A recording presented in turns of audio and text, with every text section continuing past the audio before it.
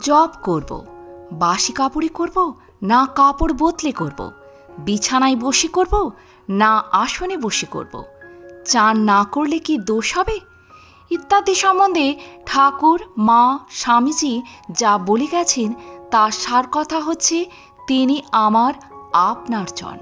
তাকে ডাকবার জন্য অত বাজবিচার করব কেন? যখন যে অবস্থায় থাকব ডাকব। ছেলে যে মাকে ডাকে সে কি নিয়ম মেনে ডাকে? বিছানায় শুয়ে মার সঙ্গে কথা বলছে, খেতে খেতে মার সঙ্গে কথা বলছে। তা না হলে এরকম যদি করে যে মার সঙ্গে কথা বলবো তো আগে কাপড়টা পাল্টে নিই, গায়ে গঙ্গা জল ছিটিয়ে নিই, আসনে বসি, তারপর কথা বলবো, তাহলে তো লোকে নিশ্চয় বলবে পাগল। এও ঠিক তাই। তিনি আমার সত্যিকারের মা।